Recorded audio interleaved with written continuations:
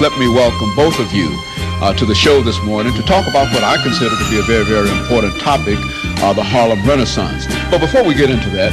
Harlem once was red line district rated, designated ghetto like the Yellow Star of David. And you wonder why people don't own their homes, cause the racist bank wouldn't fucking mortgage a loan. Harlem once was red line district rated, designated ghetto like the Yellow Star of David. And you wonder why people don't own their homes, cause the racist bank wouldn't fucking mortgage a loan. Harlem once was red line district rated, designated ghetto like the Yellow Star of David. And you wonder why people don't own their homes, cause the racist bank wouldn't fucking mortgage a loan. Until after the invasion of gentrification, eminent domain intimidation, that's not negotiation.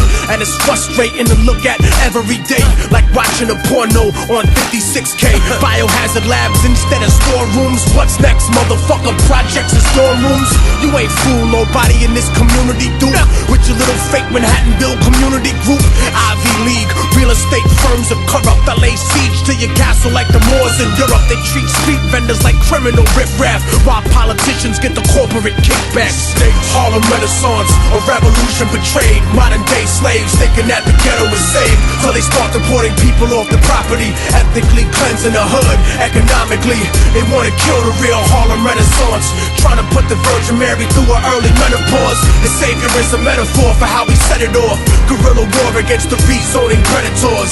When I speak about Harlem, I speak to the world. The little Afghan boy and the Bosnian girl, the African of Sudan, the people of Kurdistan, the third world American, indigenous man, Palestinians, Washington Heights Dominicans, displaced New Orleans citizens, beachfront Brazilian favelas that you living in. The hood is prime real estate, they want back in again.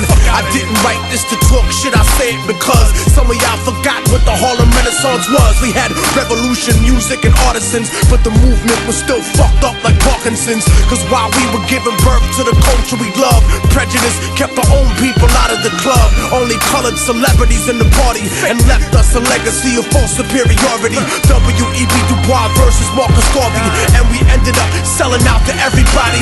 The Dutch Schultzes and the John Gottis, banksters, modern day gangsters, the Mobilari. They wanna move us all out the NYC, like they did to the Jews with the Alhambra decree.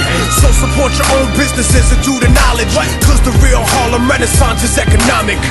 Harlem Renaissance, a revolution betrayed. Modern day slaves thinking that the ghetto is safe, till they start deporting people off the property, ethnically cleansing the hood. Economically, they wanna kill the real Harlem Renaissance, trying to put the Virgin Mary through her early menopause. The savior is a metaphor for how we set it off. Guerrilla war against the rezoning predators. When they were saying it is the Renaissance of Harlem, they didn't mean that we had stake in that. They meant to say that they could make money out of us. They are coming in with all kinds of pretenses. In Brooklyn, they're doing the same thing. In Queens, they're doing the same thing. The Bronx, there's hardly any place which is affordable. I mean, these people are putting up condominiums which start from $1 million.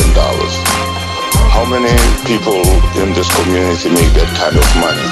How many people have that kind of money?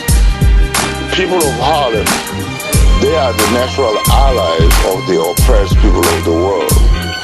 Whether the struggle is in Panama, in Africa, Cuba, we spend money with the wrong people. We are looking for love with people who don't love us. What's wrong with us loving each other and making sure that we are protected